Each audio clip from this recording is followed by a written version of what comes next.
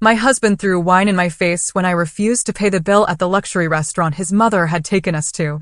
Pay the bill, or this ends here, he declared, while his mother laughed. But what happened next left everyone speechless. I can still feel the icy sting of that red wine on my skin, the humiliation burning hotter than any rage. It was supposed to be just another fancy dinner, another perfectly orchestrated public display, but that night, soaked in Cabernet and public shame, I finally found the fire to burn it all down. "You're embarrassing me," Matthew hissed, his fingers tightening around his wine glass. We were at Lady Jardin, one of Boston's most exclusive spots, all hushed tones and glittering crystal. Across from us, his mother, Brooke, just smirked, her crimson lips a chilling curve. I took a deep, steadying breath. 15 years. This moment, I knew, was everything. "I can't pay for this dinner, Matthew. You know I've been helping Leah with her medical bills. I don't have $3,000 to spare right now." And that was partially true. Leah's cancer treatments were real, but they weren't draining every dime. The real truth? I'd been meticulously building my escape fund, squirreling away money from my interior design business. Every time he demanded I cover another extravagant dinner, another designer suit, another chunk went into my hidden account.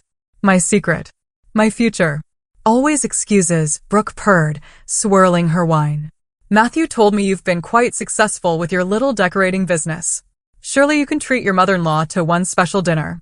Her voice dripped with the same condescension I'd swallowed for years. I glanced around the restaurant. The hushed conversations, the expensive clothes, the perfect, classical music.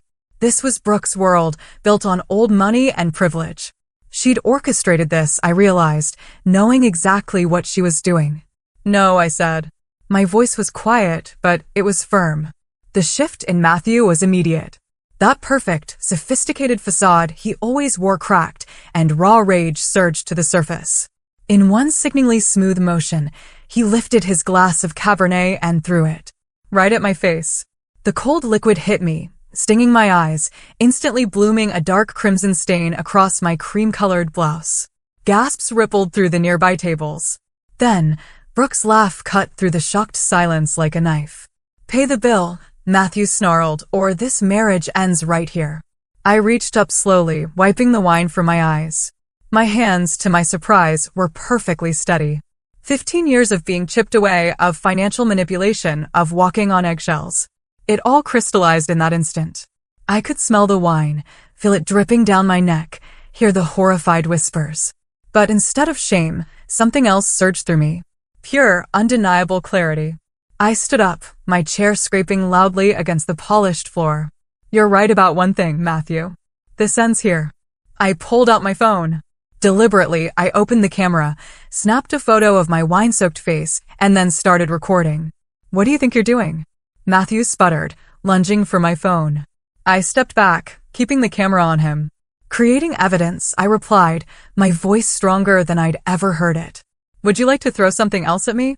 Perhaps explain to everyone here why you think it's acceptable to assault your wife when she refuses to pay for your mother's extravagant demands." Brooke's smirk vanished. "You ungrateful little Mrs. Harrison," a new voice cut in. The restaurant manager, his face grim, was standing at our table. "I'm going to have to ask you and your son to leave immediately." "Ma'am," he turned to me, "would you like us to call the police?" Matthew scrambled up, his chair toppling backward. "You wouldn't dare." I kept recording. Try me. What happened next, it changed everything. Not just for me, but for every single witness in that restaurant, for the legal system that would soon be involved, and for the women who would later tell me my story gave them courage.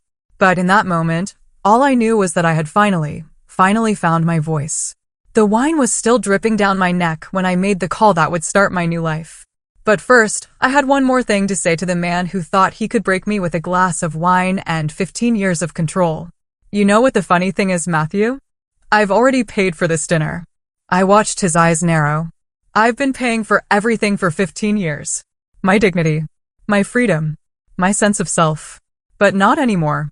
Check your joint account tomorrow. I think you'll find it makes for some interesting reading. The look on his face then, that's when I knew he finally understood. I wasn't just ending our marriage. I was taking back my entire life. Officer Andrea Taylor had kind eyes that didn't quite match her stern expression.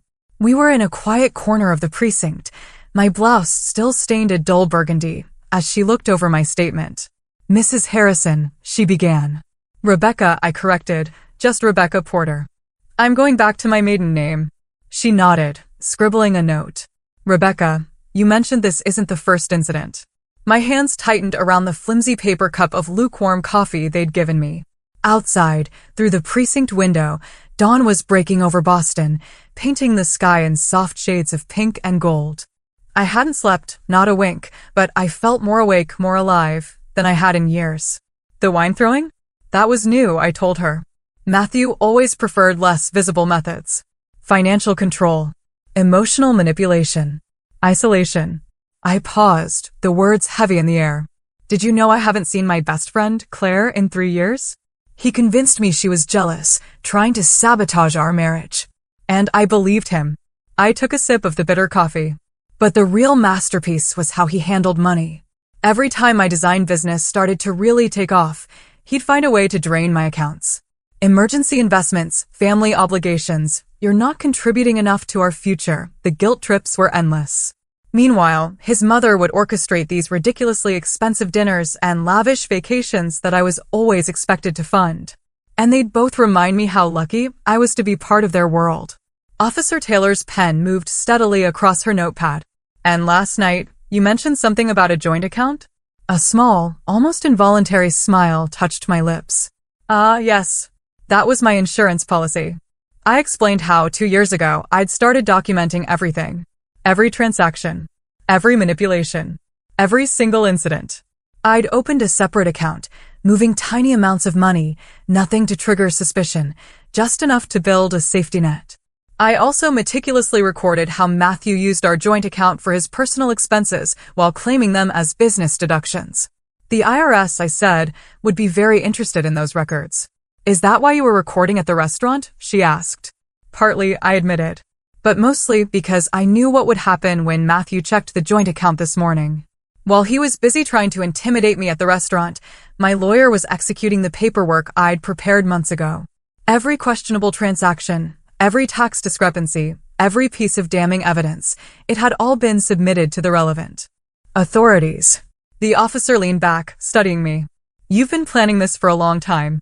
2 years, 3 months, and 12 days, I stated, setting down the coffee cup. That's how long it took me to realize that the shame I felt wasn't mine to carry. It belonged to them. My phone buzzed. Another message from Matthew. I'd received dozens since leaving the restaurant, watching them morph from threats to pleading to desperate bargaining. I showed Officer Taylor the latest one. Baby, please. We can work this out. I'll get help. Don't destroy everything we've built. What we built, I said quietly, was a prison. It just had very expensive walls. A knock on the door interrupted us. Another officer entered, his expression serious. Miss Porter, we have some visitors who'd like to speak with you. One is Brooke Harrison's lawyer. He hesitated. The other says she's your sister-in-law, Catherine Harrison. Matthew's sister. My heart skipped a beat. Catherine, or Kate as she preferred, was Matthew's younger sister. The black sheep of the Harrison family. She'd been cut off financially 5 years ago after refusing to participate in what she called their toxic dynasty. I hadn't spoken to her since. Another relationship Matthew had managed to sever. Kate's here. My voice wavered for the first time all night. Officer Taylor watched me carefully. Would you like to speak with them? I stood, smoothing my wine-stained blouse. Yes. But first, there's something you need to know about the Harrison family business. Something Kate and I are probably the only ones brave enough or stupid enough to tell you. The officer raised an eyebrow. What's that? The real reason Brooke orchestrated that dinner last night, I explained. You see, she recently discovered something I've known for months. Her perfect son, my controlling husband, has been embezzling from his own family's foundation. And I have proof of every transaction. As I followed Officer Taylor to the meeting room, a knot of doubt tightened in my stomach. Was I about to find an ally in Kate, or was this just another Harrison family trap? All I knew was that the next few minutes would determine not just my future, but potentially the fate of everyone who had ever been caught in their web of manipulation and deceit. I straightened my shoulders, taking a deep, fortifying breath. Whatever waited for me behind that door, I was finally ready. I'd already survived their worst. Or so I thought. What Kate was about to tell me would shatter everything I thought I knew about the past 15 years of my life. Kate looked exactly as I remembered her. Wild, curly hair, no makeup, and a defiant glint in her eyes that the Harrisons had never managed to extinguish. She sat alone in the interview room. No sign of Brooke's lawyer. When our eyes met, she stood and did something that made my breath catch. She hugged me. I saw the video, she whispered in my ear. Someone at the restaurant posted it online. You magnificent, brave woman. I pulled back confused. The lawyer's gone, she explained. I told him I needed a moment alone with my sister-in-law first. He's probably calling Brooke right now, warning her that the black sheep has returned. Kate's smile was sharp, almost predatory.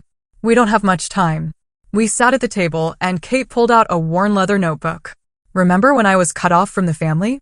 Everyone thought it was because I refused to join the family business to be another puppet in Brooke's show. That was part of it, but not the whole truth. She opened the notebook, revealing pages of handwritten notes and what looked like financial records. I found something 5 years ago. Something that made Brooke destroy my reputation. And Matthew chose his side. It's about your design business, Rebecca. And about several other small businesses owned by Harrison family spouses over the past 20 years. My throat went dry. What about them? They were never meant to succeed. In fact, their failure was the point. Kate's voice was gentle, but her words hit like physical blows. Brooke and Matthew, they've been running this scheme for years. They find successful, independent women, bring them into the family through marriage, and then systematically drain their businesses and personal assets. The family reputation and connections lure these women in. And then the manipulation begins. My hands started shaking uncontrollably. The constant expenses, the luxury dinners, the demanded contributions, the guilt about family obligations. It's all orchestrated, Kate confirmed. They push until the business fails or the woman drains her accounts trying to keep up. Then, once she's financially dependent, they have complete control. I thought about all the other Harrison wives I'd met over the years. Matthew's cousins' wives. Family friends. How many of them had been victims of this scheme? How many businesses had been destroyed? But why? I asked, though part of me already knew the answer. Power. Control. Kate hesitated. And money laundering. The Harrison Family Foundation? It's not just about embezzlement. They use these failing businesses to clean money from less legitimate family enterprises. Each bankruptcy, each financial crisis, it's all documented and justified. Perfect cover for moving funds around. I felt sick to my stomach. That's why Brooke was so insistent about me paying for everything through my business accounts. Exactly, Kate said, her eyes sparkling. But you did something they didn't expect, didn't you? You kept records. You built an escape fund. You survived. And now they're scared. It clicked. That's why Brooke orchestrated that dinner. She found out about my documentation. She found out you were working with an accountant who used to handle some of their legitimate business interests. Malcolm Jones. They've been trying to locate all copies of your records. A knock on the door made us both jump. Officer Taylor entered, her expression serious. Rebecca, we just got a call from your sister Leah's nurse. There's been an incident at the hospital. My heart stopped. What kind of incident? Someone tried to access her room claiming to be family. When they were denied entry, they became aggressive. Security intervened, but Matthew, Kate, and I said simultaneously. We need to move quickly, Kate urged, standing. There's more you need to know, but right now we need to get to the hospital. Leah isn't just your sister, Rebecca. She's a witness. 3 years ago, before her cancer diagnosis, she worked as a bookkeeper for one of the Harrison subsidiary companies. The pieces started falling into place. Leah's sudden illness. The timing of her cancer diagnosis, right after she'd left the Harrison company. Matthew's insistence on being involved in her medical care. Oh, God, I whispered. They've been monitoring her all this time, haven't they? Using her illness to control me? Kate squeezed my hand. We're going to end this, Rebecca. But first, we need to get to Leah. As we rushed out of the police station, my phone buzzed with a text from an unknown number. The message contained only 4 words, but they made my blood run cold. You should have paid. What waited for us at the hospital would test everything I thought I knew about love, loyalty, and the true price of freedom. But this time, I wasn't facing it alone. The hospital corridor seemed endless as Kate and I ran toward Leah's room, Officer Taylor close behind us. The fluorescent lights cast harsh shadows, making everything feel surreal. My wine-stained blouse drew curious glances, but I barely noticed. All I could think about was Leah. She had always been the strong one. Even through her cancer treatments, she'd maintained her quiet dignity, her gentle humor. Now I understood why she'd given me those odd, searching looks whenever Matthew visited her. She'd known. She'd known all along. We rounded the corner to her floor and found 2 security guards outside her room. My heart lurched when I saw the disarray in the hallway, a knocked-over cart, scattered medical supplies. But it was the sound coming from Leah's room that made me break into a run. My sister's voice, clear and angry, "I told you to get out." I burst into the room and froze. Leah was sitting up in her hospital bed, thin but alert, her headscarf slightly askew. Brooke Harrison stood at the foot of her bed, immaculate in designer clothes that probably cost more than Leah's monthly medical bills. But it was the third person in the room that made my blood run cold, Malcolm Jones, the accountant who'd helped me gather evidence against the Harrisons. He stood beside Brooke, looking nothing like the sympathetic ally who'd guided me through documenting the family's financial abuse. Brooke's voice dripped honey-coated venom. "How good of you to join us. We were just having a lovely chat with your sister about old times, about loyalty, about family secrets." Leah's eyes met mine, and I saw a lifetime of unspoken words pass between us. "They tried to buy my silence," she said quietly. "Again. The first time was 3 years ago, wasn't it?" I moved to my sister's side, taking her hand. "It was cold. Right before your diagnosis." Malcolm cleared his throat. "Miss Porter, perhaps we could discuss this privately? There's been a misunderstanding about certain documents. You mean the documents you helped me collect?" I cut him off. "Tell me, Malcolm, was that Brooke's idea? Get close to me. Pretend to help me build a case, all while reporting back to the family. Figure out exactly what evidence I had." "It's more complicated than that," he started. But Kate's laugh from the doorway cut him off. "Is it, Malcolm? Because it seems pretty simple to me." She walked in, Officer Taylor beside her. "You helped the family identify threats, then helped neutralize them. How many other wives have you done this to? How many other businesses have you helped destroy?" Brooke's composure cracked, just slightly. "Catherine, still playing detective, I see. Did you tell Rebecca why you really started investigating the family? About your own failed business ventures? You mean the business you and Matthew sabotaged?" Kate's voice was steady. "The one you destroyed because I wouldn't play along with your schemes?" "Yes, Brooke." I told her everything. Leah's hand tightened around mine. "Becca," she whispered. "The notebook in my bedside drawer." I reached over and pulled open the drawer. Inside was a worn leather journal, similar to Kate's, but older, more worn. Brooke took a step forward, but Officer Taylor moved to block her path. 3 years ago, Leah said, her voice gaining strength, "I found irregularities in the books. Not just in the company I worked for, but patterns across multiple Harrison businesses. I started keeping records." She nodded at the journal. "Then, I started getting sick. At first, just small things. Dizzy spells, fatigue. When I finally got diagnosed, are you suggesting?" Brooke's voice was dangerous. "I'm not suggesting anything." Leah met her gaze steadily. "I'm stating facts. I kept copies of everything I found. The original records are safe with my lawyer, sealed with instructions to be opened if anything happens to me. Did you really think I wouldn't protect myself? Protect my sister?" Malcolm moved toward the door, but Officer Taylor stepped into his path. "Going somewhere?" What happened next seemed to unfold in slow motion. Brooke reached into her designer handbag. Kate shouted a warning. I threw myself in front of Leah's bed, but it wasn't a weapon Brooke pulled out. It was a phone. "Matthew," she spoke into it, her voice ice cold. "It's time for Plan B." The hospital room's lights flickered, then went out completely. In the sudden darkness, I heard Leah gasp, Kate curse, and the sound of running footsteps in the hallway. When the emergency lights came on seconds later, Brooke and Malcolm were gone. But they'd left something behind, Leah's medical chart, with a new page added to the front. What was written there would change everything we thought we knew about my sister's illness, the Harrison family's reach, and just how far they'd go to protect their secrets.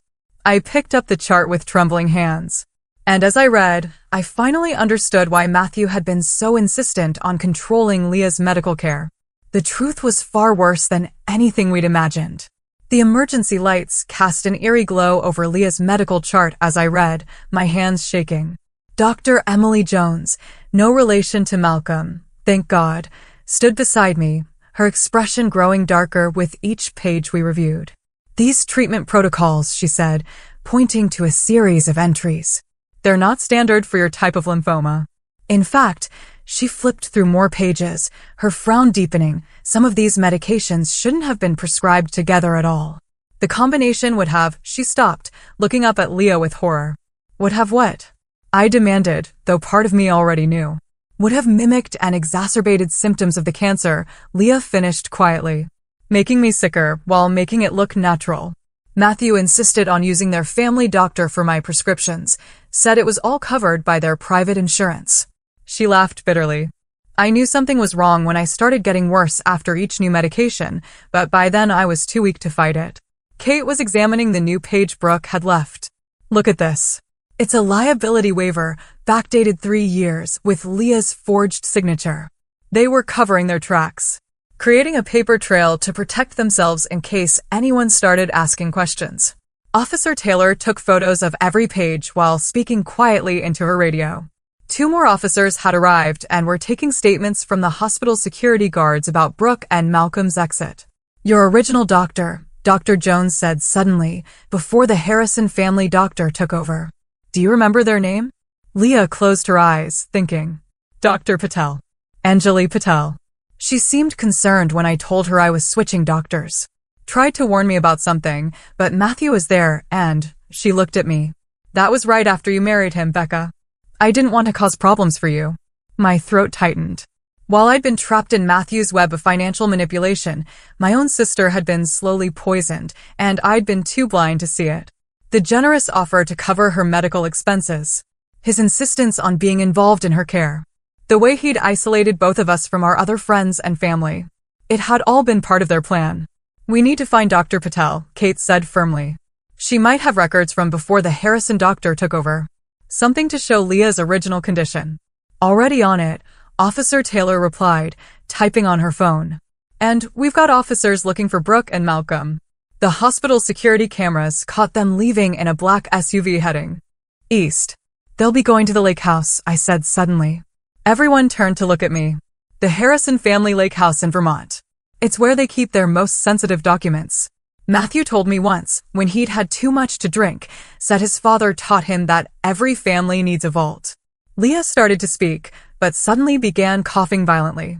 Dr. Jones rushed to check her vital signs while I held my sister's hand, feeling more helpless than ever. Your numbers are dangerously low, Dr. Jones said after examining Leah. We need to start counteracting these medications immediately. I'm ordering new blood work and calling in a specialist. I have copies, Leah gasped between coughs. Of everything. Not just the financial records. The original medical reports. She squeezed my hand. In the painting. What painting? Kate asked.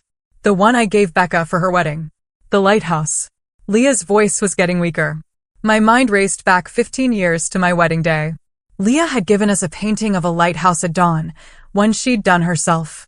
Matthew had hated it, called it amateurish, but I'd insisted on keeping it. It had hung in my home office ever since, a reminder of my sister's creative spirit. It's hanging in my office, I said. But Matthew is probably at the house by now.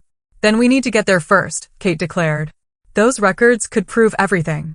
The financial fraud, the medical manipulation, all of it. Leah grabbed my arm with surprising strength. Be careful, she whispered. There's something else hidden in that painting. Something I never told anyone about, the day their father really died. A new text lit up my phone. A message from Matthew with a photo attached. My heart stopped when I opened it. It was a picture of my home office, the wall where Leah's lighthouse painting hung, or used to hang. The photo showed an empty wall with only a nail remaining. Below it, Matthew had written, Did you really think I didn't know? Come alone to the lake house. Time to finish this. Dr. Jones's voice seemed to come from far away as she announced Leah's test results. What she said next would force me to make an impossible choice, pursue Matthew and the evidence that could bring down the Harrison family, or stay with my sister through what might be her final hours. But Leah made the choice for me. What she said next would change everything and finally reveal the true reason the Harrisons had worked so hard to silence her. Leah's heart monitor beeped steadily as she gripped my hand. Dr. Jones had just administered a new treatment to counteract the harmful medications, but my sister's determination seemed to give her renewed strength. Their father, Richard Harrison, Leah's voice was quiet but clear, didn't die of a heart attack like everyone thinks. I was there that day at the family company. I was working late, going through some files Richard had specifically requested I audit. Kate moved closer, her face pale. I always thought there was something odd about Dad's death. He found something, Leah continued, something big. He called me into his office that evening, showed me documents about offshore accounts, shell companies. Said he had evidence that Brooke and Matthew were embezzling from the family foundation, using it to launder money from other enterprises. He was going to turn them in. My stomach churned. What happened? Brooke happened. She came in during our conversation. I ducked into the adjacent file room when I heard her voice. Richard and I had already learned to be cautious. Through the door's window, Leah paused, taking a shaky breath. I saw her put something in his coffee. He collapsed minutes later. You witnessed our mother murder our father. Kate's voice cracked. I took photos with my phone, got videos of her calmly calling security, playing the grieving wife. I also managed to grab some of the documents Richard had shown me. That's what's hidden in the painting, Becca. Not just company records, but evidence of Richard's murder. Officer Taylor, who had been quietly taking notes, stepped forward. Why didn't you come forward then? Brooke saw me. Not that day, but a week later. Made it very clear what would happen to my sister if I ever spoke up. Then a few months later, Becca met Matthew. Leah looked at me apologetically. I tried to warn you, but you were so happy. By the time I realized what they were doing to you, they had already started poisoning me, making sure I stayed quiet. Using my illness to control both of us. Dr. Jones checked Leah's latest test results. The new treatment is working, but slowly. We need to keep her under close observation for at least 24 hours. My phone buzzed again. Another message from Matthew. 1 hour. Come alone or the painting burns along with everything else you care about. Go, Leah said firmly. I've got Dr. Jones and the police here. Kate can stay with me. You need to end this. It's not safe, Officer Taylor warned. We can send a team to the lake house. No, I said, an idea forming. Matthew expects me to come alone, and that's exactly what I'll do. But first, I need to make a call. I stepped into the hallway and dialed a number I hadn't used in 3 years. It rang twice before a familiar voice answered. Rebecca? Is it really you? Claire, I fought back tears at hearing my best friend's voice. Remember when you told me there was something off about Matthew? About the whole Harrison family? I need your help. You still work for the FBI's Financial Crimes Division, right? 20 minutes later, I was in my car, driving toward the lake house. In my rearview mirror, I could see the unmarked vehicles following at a discreet distance. Claire's team, coordinating with local law enforcement. My hands were steady on the wheel as I rehearsed the plan in my head. What Matthew didn't know was that while he'd been focused on Leah's painting, he'd missed something far more important. Something I discovered the night before when I'd finally gathered the courage to open the locked drawer in Brooke's antique desk at their main house. The contents of that drawer explained everything. Why they'd chosen me. Why they'd targeted other successful women over the years. And most importantly, where all the money had really gone. The lake house came into view, its imposing silhouette dark against the setting sun. Matthew's car was parked out front, along with Brooke's SUV. Through the large windows, I could see movement inside. They were waiting for me.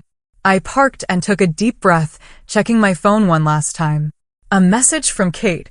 Leah is stabilizing. We found Dr. Patel. She's on her way to the hospital with her original records. Go get them, sis. As I walked toward the house, I felt strangely calm. Matthew thought he was drawing me into a trap, but he'd forgotten something crucial about me. Something that Brooke, in all her careful planning, had overlooked. Before I was Matthew's wife, before I was a victim of their schemes, I was Leah Porter's sister. And she hadn't been the only one keeping secrets all these years. I raised my hand to knock, the setting sun casting my shadow long across the porch. What waited for me inside would either be my undoing or my redemption. But first, I had a story to tell Matthew. About another hidden painting. One that Brooke never knew existed, but would bring her entire empire crashing down. The lake house door opened before I could knock. Matthew stood there, his usual polished appearance slightly disheveled, his eyes wild. The familiar scent of expensive scotch wafted from him, his father's brand. How fitting. Where is it? I asked calmly, stepping inside. Your sister's amateur painting. He gestured to the living room where the lighthouse piece leaned against the stone fireplace. Brooke sat in her favorite armchair, looking like she was presiding over a board meeting rather than a hostage situation. Malcolm Jones paced near the windows, checking his phone nervously. Amateur, I allowed myself a small smile. That's what you always said. Never even bothered to look closely at it, did you? Too focused on belittling anything that came from my family. Enough games, Brooke snapped. We know Leah hid documents inside it. Hand over any copies you've made, and we can discuss a mutually beneficial resolution. I walked over to the painting, studying it in the fading light. You know what I always loved about Leah's art? Her attention to detail. The way she layered things.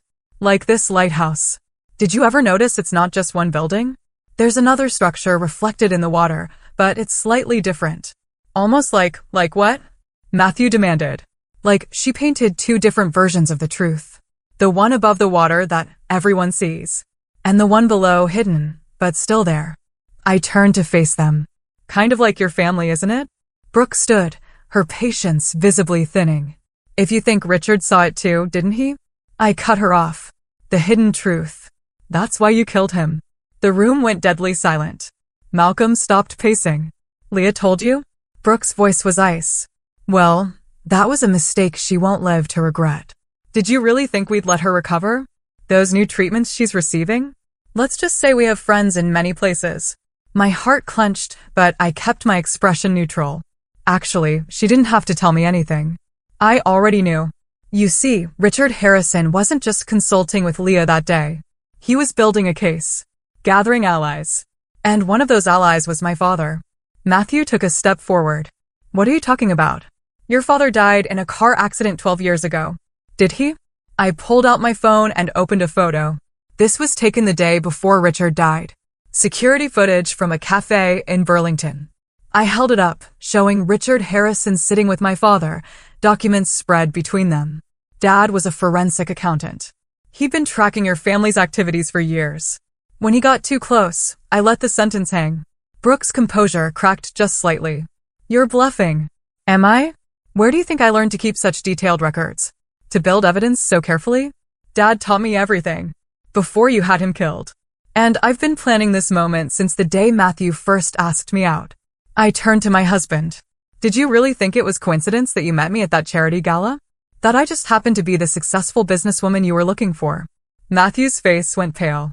You knew all this time. I knew what you were. What your family did to successful women. How you trapped them, drained them, destroyed them. Leah wasn't just helping me gather evidence these past few years. She was helping me finish Dad's work. I walked to Brooke's chair and reached behind it, feeling for the hidden latch Dad had told me about years ago, the one Richard had shown him. A small panel in the wall clicked open. Richard didn't just keep evidence at the office, I said quietly. He kept his most damaging files right here, in his wife's favorite room, behind her favorite chair, watching her every day, waiting for the right moment. When he died, Dad took over. When they killed Dad, I stepped in. And now, suddenly, lights flooded the house from outside. Sirens wailed. Claire's voice came through a megaphone. FBI. The house is surrounded. Malcolm bolted for the door but was met by agents rushing in. Matthew lunged for the painting, but I was faster. I grabbed it and swung it hard, connecting with his jaw. He sprawled backwards, stunned more by the betrayal than the blow. Brooke remained seated, her face a mask of cold fury. You won't win, she said softly. You have no idea how far our influence reaches. I pulled out a final photo from my pocket and placed it in her lap. Her hands trembled as she recognized it. Richard and my father. But there was a third person in the photo, a young woman with wild curly hair. Kate, Brooke whispered. Your own daughter? I nodded. She didn't just start investigating 5 years ago. She's been part of this since the beginning. Everything she did, getting cut off from the family, starting her own business and letting you destroy it. It was all to make you feel safe, to keep you from looking too closely at her real work. As the FBI agents moved in with handcuffs, I picked up Leah's painting. By the way, I said, looking at Brooke, there aren't any documents hidden in here. Leah's art was always just art. Beautiful, honest, real. Everything your family couldn't understand or control. But what happened next would prove that even I hadn't uncovered all the Harrison family secrets. Brooke's last words to me before they took her away would lead to one final revelation. One that would change not just my life, but the lives of every woman the Harrisons had ever victimized. As the FBI agents led Brooke toward the door, she stopped and turned to me. Her perfectly manicured hands were cuffed in front of her, but she maintained her regal posture. For a moment, I saw something in her eyes I'd never seen before. Respect, you know, she said quietly. You remind me of someone. A woman I used to be, before I made my choice. What choice was that? I asked, though part of me didn't want to know. To become the predator instead of the prey. Brooke's smile was bitter. 30 years ago, I was you. A successful interior designer with my own business. Then I met Richard Harrison's father, Charles. He did to me exactly what we've done to others. Destroyed my business, isolated me, trapped me. Matthew, being handcuffed nearby, jerked his head up. Mother. But instead of fighting back, Brooke continued, ignoring her son. I learned. I watched. And when Charles died, not accidentally, I assure you, I decided to turn his weapon against others. Richard never knew. He thought he'd married a society woman, never realizing I was recreating his father's scheme, making it more sophisticated, more profitable. The revelation hit me like a physical blow. You were the first victim. I was the last victim, she corrected. And the first perpetrator. Every woman we targeted, every business we destroyed, I chose them because they were like me. Strong. Independent. Capable. I couldn't stand to see them succeed where I had failed. Claire stepped forward, her FBI badge gleaming. Mrs. Harrison, I suggest you save your confessions for your formal statement. But Brooke wasn't finished. Check the foundations, she said, her eyes locked on mine. Not the family foundation. The actual foundations. The lake house. The main house. All the properties. Charles taught Richard about keeping vaults, yes. But I taught Richard about keeping secrets. About building them into the very walls of our empire. A young FBI agent approached with a tablet. Ma'am, we're finding something unusual in the thermal scans of the buildings. The basement here shows multiple hidden rooms. Hidden rooms? Matthew looked bewildered. That's impossible. I know every inch of these houses. Do you? Brooke laughed softly. You never questioned why we always use the same construction company for every renovation? Why certain areas were off limits during work? Richard thought he was so clever with his evidence, never realizing I had my own collection growing right under his feet. 30 years of secrets, buried in concrete and steel. I thought about all the Harrison properties I'd helped redesign over the years, always working around structural limitations that Brooke had insisted couldn't be changed. What's in those rooms? Everything, she said simply. Every scheme. Every victim. Every crime. Not just ours, but going back to Charles's time. I kept it all. Insurance, I told myself. But really, she glanced at Matthew, something like regret crossing her face. Really, I think I was waiting. Waiting for what? Claire asked. For someone strong enough to end it. To do what I couldn't. Brooke straightened her shoulders. In my study at the main house, behind the Monet, there's a safe. The combination is the date Charles died. Inside, you'll find a letter, written the day I realized I was pregnant with Matthew. Read it. You'll understand why it had to be you, Rebecca. As they led Brooke away, I turned to Claire. We need to get to that safe before anyone else does. The drive to the main Harrison house was a blur. The FBI team worked quickly, locating and opening the safe. Inside was a single envelope, yellowed with age, addressed simply to the one who ends it. What I read in that letter would reshape everything I thought I knew about Brooke, about the cycle of abuse and power, and about the true cost of revenge. But more importantly, it would show me the way forward. Not just for me, but for every woman the Harrisons had ever hurt. Because Brooke hadn't just been keeping evidence of crimes. She'd been keeping something far more valuable, the means to make everything right. The letter trembled in my hands as I read it in Brooke's study, Claire and Kate beside me. The paper was fragile with age, but the words were clear, written in a shakier version of Brooke's precise handwriting, to the woman who finally stops me. If you're reading this, you've done what I couldn't. You've chosen justice over power, healing over revenge. I write this sitting in my newly renovated study, feeling my unborn son move inside me, wondering what kind of mother I'll become, what kind of monster I already am. In the hidden rooms beneath every Harrison property, you'll find more than evidence. You'll find bank accounts, property deeds, and trust funds. A fortune built on broken dreams. Charles Harrison didn't just destroy businesses. He stole them, piece by piece, rebuilding his empire with the fragments of women's lives. I followed his template, perfected it, and in doing so, became something worse than my abuser. But I did something else too. Something neither Charles nor Richard ever discovered. For every business we destroyed, every woman we broke, I kept a separate set of records. Real records showing the true value of what was stolen. And I did more than document. I duplicated every property deed, every account, every asset. I created shadow versions, all legally binding, all hidden away. With this letter, you'll find a key to a safety deposit box at First National Bank. Inside is everything you need to transfer it all back. Not just to return what was stolen, but to restore what was lost, with 30 years of interest. I tell myself I kept these records as insurance. But the truth is simpler and harder to face. I kept them because some part of me, the part that died the day I chose power over justice, wanted someone to find them. Wanted someone to be stronger than I was. You're reading this because you were that someone. Because you did what I couldn't. You fought back. You didn't let the abuse turn you into an abuser. You kept your humanity. Use it wisely. Use it better than I did. Brooke Harrison, April 15th, 1990. 3 months later, I stood in the newly renovated Harrison Foundation building. Now it was the Eyes Open Foundation for Women's Economic Justice. The hidden rooms had yielded exactly what Brooke promised, the means to restore everything the Harrison family had stolen with interest.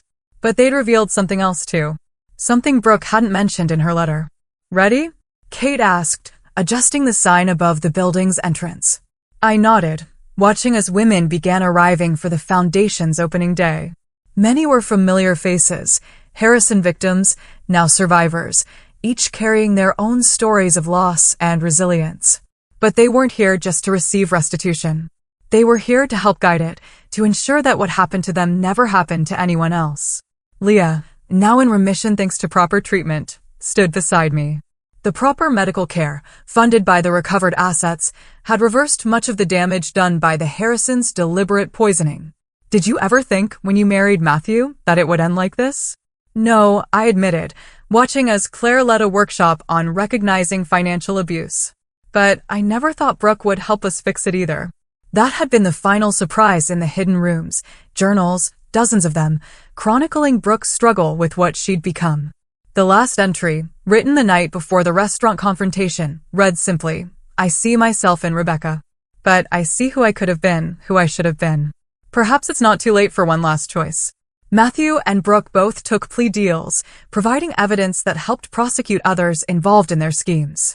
Malcolm Jones turned state's witness. The Harrison empire crumbled, but something better rose from its ashes. Inside my office, once Brooke's study, Leah's lighthouse painting hung proudly. I understood now why she'd painted that double image. The truth above reflecting a deeper truth below, just like Brooke's final act had reflected her original self. The woman she'd been before fear and rage twisted her into something else. My phone buzzed. A text from Kate, another one just came forward. A victim from Charles's time. She's ready to tell her story. I looked out my window at the women gathering below, each carrying their own light out of darkness. Brooke's final gift hadn't just been the means to restore what was stolen. It had been the chance to break a cycle of abuse that had spanned generations. Coming, I texted back. Before leaving my office, I glanced one last time at the lighthouse painting. The sun in Leah's image was both rising and setting, depending on how you looked at it. An ending and a beginning, all at once.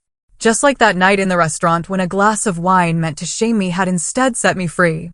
Sometimes the worst moments in our lives become doorways to our greatest purpose. Sometimes the deepest wounds can, when healed, become wellsprings of strength for others. And sometimes, even in the darkest stories, we find an unexpected light. Not just to guide us home, but to help others find their way too.